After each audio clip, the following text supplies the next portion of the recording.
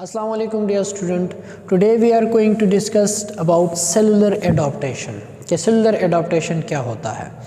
ये बहुत ही बेसिक और बहुत ही इम्पोर्टेंट है पैथोलॉजी में, क्योंकि पैथोलॉजी में एक टॉपिक है दैट इज़ सेलुलर इंजरी, कि सेल इंजर कैसे होता है। तो सेल इंजर होने से पहले आपको ये पता होना चाहिए कि सेलुलर एडाप्टेशन क्या होती है, क्योंकि बॉडी में हर एक सेल इंजर होने से पहले अपने आप को अडॉप्ट करने की कोशिश करता है, अपने आप को कंपनसेट करने की कोशिश करता है कि मैं इंजर ना हो जाऊं। ठीक है, तो सेलुलर एडॉप्टेशन हर एक सेल इंजरी से पहले अपना सेल जो है वो अडॉप्ट करने की कोशिश करता है ताकि मैं इंजर ना हो जाऊं। तो ये बहुत ही इंपॉर्टेंट टॉपिक है, क्योंकि अगर आपको ये नहीं पता कि एक पर्टिकुलर सेल एडॉप्टेशन कैसे परफॉर्म करता है, अपने आप को अडॉप्ट कैसे करता है, तो आप लोग सेल इंजरी को नहीं समझ सकते। तो सेल इंजरी को समझने से पहले, पैथोलॉजी में जो टॉपिक है ना सेल इंजरी, उसको समझने से पहले आपको ये पता होना चाहिए कि सेलुलर एडॉप्टेशन क्या चीज़ होती है।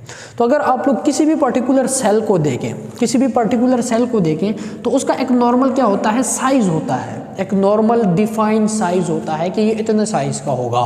सेकंड, उसका एक डिफाइंड शेप होता है कि इस शेप का कोई भी पर्टिकुलर सेल, हमारी बॉडी में जितने भी सिस्टम बने हैं, जितने भी ऑर्गन बने हैं, तो उन ऑर्गन के सेल का एक नॉर्मल साइज होता है, एक नॉर्मल शेप होता है, और उनमें एक नॉर्मल काउंट के नंबर पाए जाते हैं। फॉर एग्जांपल कोई भी एक लिवर है, एक ऑर्गन है ना, तो उसमें हेपेटोसाइड होते हैं, उनके सेल होते हैं, लिवर के सेल। तो लिवर के सेल का एक नॉर्मल साइज होगा, एक नॉर्मल उसका शेप होगा, उसमें नंबर ऑफ सेल काउंट होंगे कि इतने नंबर ऑफ सेल किसी भी एक पर्टिकुलर लिवर में पाए जाएंगे। तो हर एक सिस्टम, हर एक टिश्यू में जो सेल होते हैं उनका एक नॉर्मल साइज आइडेंटिफाइड होता है, एक नॉर्मल शेप आइडेंटिफाइड होता है, एंड नंबर उन पर्टिकुलर ऑर्गन या सिस्टम में नंबर ऑफ सेल भी क्या होते हैं, आइडेंटिफाइड होते हैं। अब ये नंबर होते हैं क्योंकि यहाँ पे इस डायग्राम में आप लोग देखें तो ये एक सेल मैंने बनाया है। ये क्या बनाया है, ये एक सेल बनाया है। अब सेल में क्या चीज़ें होती हैं, तीन चीज़ें होती हैं। अगर यहाँ पे ह्यूमन सेल को देखा है तो एक होता है सेल मेम्ब्रेन, एक होता है सेल मेम्ब्रेन, एक होता है न्यूक्लियस, सेल के अंदर जो सेंटर में होता है दैट इज़ न्यूक्लियस, और एक न्यूक्लियस और सेल मेम्ब्रेन के बीच वाला हिस्सा होता है that is cytoplasm, that is cytoplasm. अब साइटोप्लाज्म के अंदर क्या होते हैं, ऑर्गेनेलीज होते हैं। साइटोप्लाज्म के अंदर क्या होते हैं, ऑर्गेनेलीज होते हैं, जो कि हर एक सेल का जो फंक्शन है वो परफॉर्म करता है।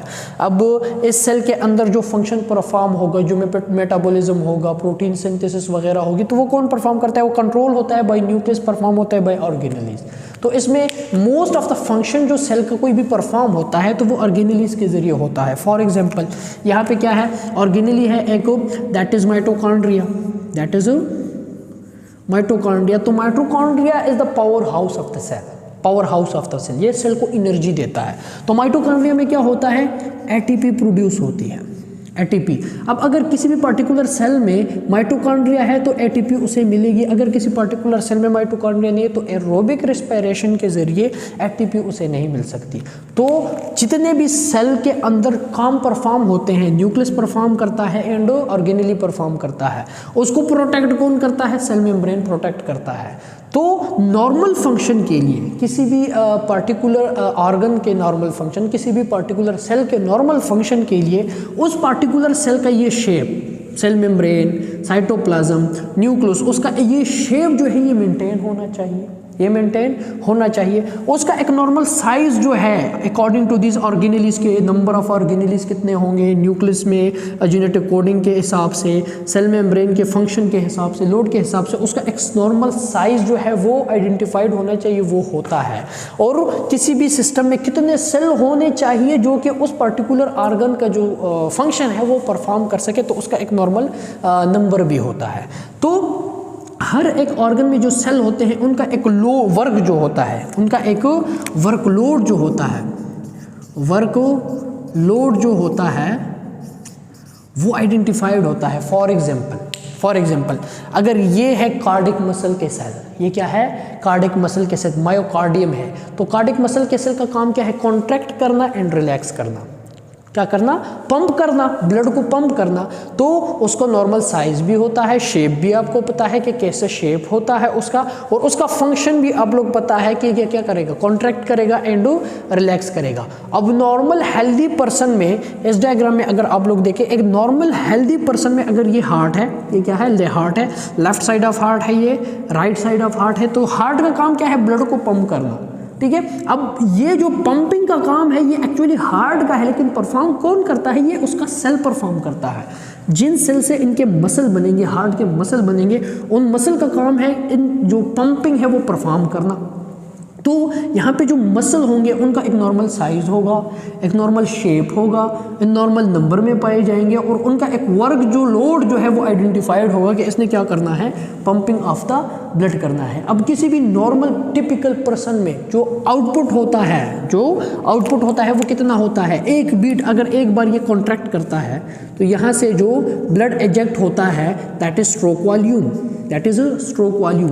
कोई भी heart, left side of heart या राइट साइड ऑफ हार्ट, किसी भी बंदे का जब एक बार कॉन्ट्रैक्ट करे और वो जितना ब्लड एजेक्ट करे इनटू एओर्टा, तो उसे हम क्या कहते हैं, स्ट्रोक वॉल्यूम कहते हैं। अब नॉर्मल हेल्दी पर्सन में वो कितना होता है, 70 ml। तो ये इसका वर्कलोड डिफाइन है, ये इसका वर्कलोड क्या है, डिफाइन है। वेरिएट हो सकते हैं लेकिन इतना नहीं होता। अगर नॉर्मल है तो वो 70 है, 65 है, 75 है, 80 है, इससे ज़्यादा नहीं होता। इससे ज़्यादा होता है तो वो फिर इस पर लोड ज़्यादा होगा, इससे कम होता है तो लोड कम होगा। तो किसी भी पार्टिकुलर सेल का एक नॉर्मल जो फंक्शन है, जो लोड है, वो आइडेंटिफाइड होता है कि इस पर कितना काम होगा, डेली बेसिस पे कितना काम परफॉर्म करेगा।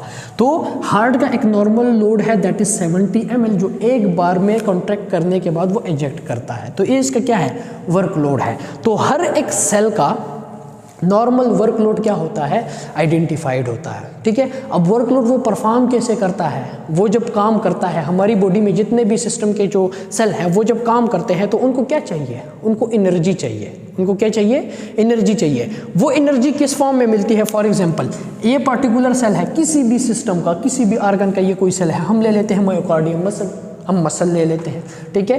तो मसल क्या कर रहा है, यहाँ पे contraction and relaxation, contraction and relaxation. तो यहाँ पे क्या होना चाहिए, सेल में अंदर मेटाबॉलिज्म होगी, कॉन्ट्रैक्शन एंड रिलैक्सेशन के लिए प्रोटीन बनेंगे, एंजाइम बनेंगे। तो ये सारी चीज़ें जब यहाँ पे बनेगी तो वो सारी चीज़ें इस पर्टिकुलर सेल का काम परफॉर्म करेंगी। अब उन सारी एटीपीज के लिए, एंजाइम के लिए, प्रोटीन के सिंथेसिस के लिए इस पर्टिकुलर सेल को नॉर्मल अमाउंट में क्या मिलना चाहिए, न्यूट्रिएंट्स मिलने चाहिए। इस पर्टिकुलर सेल को नॉर्मल अमाउंट में ऑक्सीजन मिलना चाहिए। इस पर्टिकुलर सेल को नॉर्मल अमाउंट में हार्मोन मिलने चाहिए, क्योंकि हार्मोन जो होते हैं, जितने भी एंडोक्राइन हार्मोन होते हैं, वो हमारे नॉर्मल बॉडी के फंक्शन को रेगुलेट करते हैं। विदाउट हार्मोन हम मतलब यूँ समझ लें कि ज़िंदा ही नहीं रह सकते। तो इस पर्टिकुलर सेल के नॉर्मल फंक्शन के लिए उसको न्यूट्रिएंट मिलने चाहिए, वाटर, ग्लूकोज वगैरह, ऑक्सीजन मिलना चाहिए ताकि एटीपी प्रोड्यूस हो जाए, एरोबिक रेस्पिरेशन के ज़रिए उसे एनर्जी मिलनी चाहिए। सेकेंड, हार्मोन्स मिलने चाहिए। हमारी बॉडी में सारे सेल हार्मोन से रेगुलेट होते हैं, उनके नॉर्मल फंक्शन रेगुलेट होता है, तो हार्मोन मिलना चाहिए। इसके अलावा इस पर्टिकुलर सेल को नॉर्मल अमाउंट में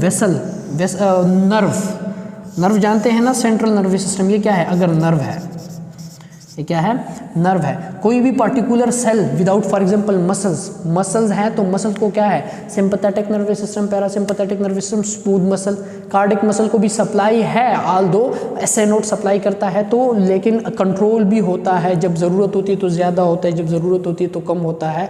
तो sympathetic and parasympathetic nervous system, neurons जो होते हैं वो आपके मसल को सप्लाई करते हैं। तो हर एक सेल को न्यूरोनल सप्लाई भी होती है, नॉर्मल फंक्शन के लिए उसको नर्व इनर्वेशन भी चाहिए। तो और ये सारी चीज़ें, ये जो न्यूट्रिएंट्स होते हैं, ऑक्सीजन होता है, हार्मोन्स होते हैं, तो ये सारी चीज़ें किसी भी पर्टिकुलर सेल को कौन पहुंचाता है, ब्लड पहुंचाता है। क्या पहुंचाता है, ब्लड पहुंचाता है। तो नॉर्मल अमाउंट में ऐसे ब्लड जाना चाहिए। जब नॉर्मल अमाउंट में किसी भी पर्टिकुलर सेल को ब्लड जाएगा तो नॉर्मल अमाउंट में उसको न्यूट्रिएंट मिलेंगे, नॉर्मल अमाउंट में उसे ऑक्सीजन मिलेगा, नॉर्मल अमाउंट में उसे हार्मोन मिलेंगे। जब ये सारी चीज़ें नॉर्मल अमाउंट में मिलेगी किसी भी पर्टिकुलर सेल को, तो उस पर्टिकुलर सेल का जो नॉर्मल वर्कलोड है वो क्या होगा, वो परफॉर्म होगा, उसमें कोई चेंज नहीं आएगा। अब हार्ट की मसल का काम क्या है सेल का? कॉन्ट्रैक्ट करना एंड रिलैक्स करना, पंप करना। अब अगर उसके मसल सेल को ठीक तरीके से न्यूट्रिएंट्स मिल रहा है, ठीक तरीके से ऑक्सीजन मिल रहा है, ठीक तरीके से हार्मोन मिल रहा है, ठीक तरीके से सप्लाई हो रही है, तो उसका जो नॉर्मल काम है वो बरकरार रहेगा। नॉर्मल काम है वो बरकरार रहेगा। जैसे कि हम सैलरी के लिए काम करते हैं, तो हम रोज़ाना काम करते हैं, हम एक सेल हैं। किसी भी ऑर्गेनाइजेशन में अगर हम कोई ड्यूटी कर रहे हैं तो हम क्या है? हम उस ऑर्गेनाइजेशन के सेल हैं। हम ऑर्गेनाइजेशन के क्या है? सेल है। अब वो जब तक हम काम करेंगे तब तक वो ऑर्गेनाइजेशन खड़ी रहेगी। जब तक हमने काम छोड़ दिया, जो वर्कर होते हैं, तो वर्कर ने अगर काम छोड़ दिया तो वो ऑर्गेनाइजेशन गिर जाएगी। तो इसी तरह हमारी बॉडी में जितने भी सेल होते हैं वो वर्कर होते हैं, जो कि हमारी पूरी बॉडी मतलब ऑर्गेनाइजेशन को चला रही है। अब अगर हमें टाइम पे, हम किसी ऑर्गेनाइजेशन में सैलरी पे काम करें, अगर हमें टाइम पे सैलरी मिलती है तो हम ठीक से काम करेंगे। जितनी हमारी सैलरी है उतनी हमें मिल रही है तो हम ठीक से काम करेंगे। अगर हमारी सैलरी ख़त्म हो गई तो विदाउट सैलरी हम उस ऑर्गेनाइजेशन में काम नहीं करेंगे, हम अपना काम छोड़ देंगे। तो इसी तरह हमारी बॉडी में जितने भी सेल हैं उनको पार्टिकुलर अपना फंक्शन परफॉर्म करने के लिए नॉर्मल अमाउंट में nutrients as a salary, normal amount है oxygen as a salary, normal amount में हार्मोन एज अ सैलरी मिलना चाहिए। अगर ये सारी चीज़ें नॉर्मल अमाउंट में मिल रही है किसी भी पार्टिकुलर सेल को, तो इसका जो नॉर्मल काम है वो चल रहा है। अगर ये नॉर्मल काम जो इसका वर्कलोड डिफाइन है वो चल रहा है तो इस पर्टिकुलर सेल का नॉर्मल साइज बरकरार होगा, नॉर्मल शेप बरकरार होगा, उसके जो नंबर है वो बरकरार रहेंगे। ठीक है, तो किसी भी पर्टिकुलर सेल के ये सारी चीज़ें नॉर्मल होनी चाहिए। उसके लिए उसको पर्टिकुलर चीज़ें जो है, ये न्यूट्रिएंट्स, ऑक्सीजन, ये ठीक तरीके से मिलने चाहिए। अगर ये चीज़ें नहीं मिलती तो ये सेल क्या हो जाएगा? ये ख़राब होने की कोशिश करेगा, ये फिर अपने आप को अडॉप्ट करेगा। अब अगर ये चीज़ें कम होती है या ये चीज़ें ज़्यादा होती है, जैसे कि हम एग्जाम्पल वही ले लेते हैं, अगर हम किसी ऑर्गेनाइजेशन में काम कर रहे हैं तो अगर हमें सैलरी ज़्यादा मिल रही है तो हम ज़्यादा काम करेंगे, खुशी से काम करेंगे, अपना काम इंक्रीज़ कर देंगे। अब अगर हमें कोई चीज़ कम मिल रही है तो हम क्या करेंगे? डिले पड़ जाएंगे उस ऑर्गेनाइजेशन में, हम अपना काम ठीक से नहीं करेंगे, फिर हम अपने वर्कलोड को डिक्रीज़ कर देंगे, हम अपने आप को वीक कर देंगे उस ऑर्गेनाइजेशन के लिए। तो इसी तरह अगर ये सारी चीज़ें, ये ब्लड सप्लाई जो हो रही है, जो ब्लड आ रहा है किसी भी पर्टिकुलर टिश्यू को, ये नॉर्मल है तो इसका साइज़ भी नॉर्मल है, शेप भी नॉर्मल है, नंबर भी नॉर्मल है।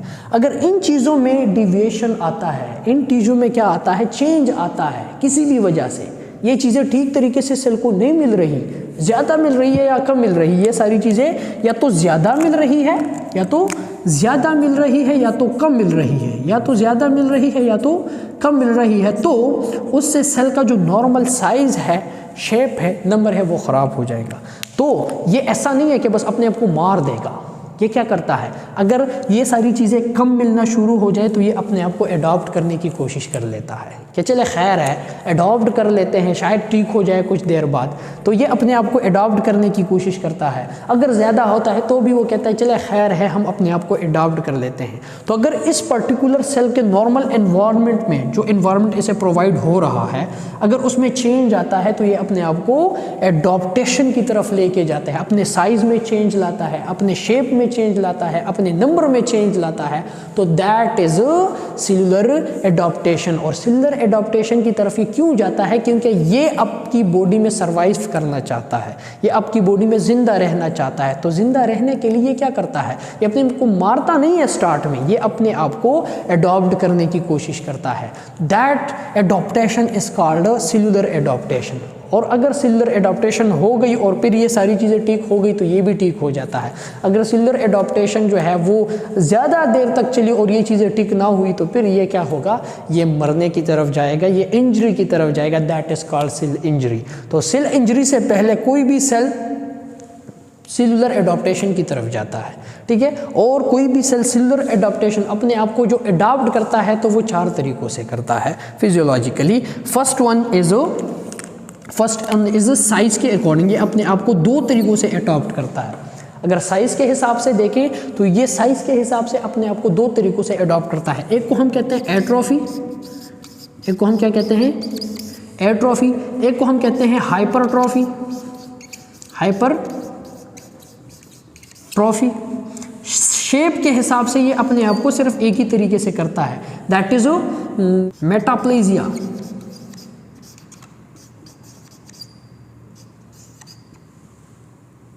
और नंबर के हिसाब से ये अपने आप को एक तरीके से अडॉप्ट करता है, दैट इज हाइपरप्लेजिया। तो सेलुलर एडॉप्टेशन आपकी बॉडी में, हमारी बॉडी में, ह्यूमन बॉडी में 4 तरीकों से होती है। Atrophy, hypertrophy according to size में चेंज लाता है, that is atrophy and hypertrophy.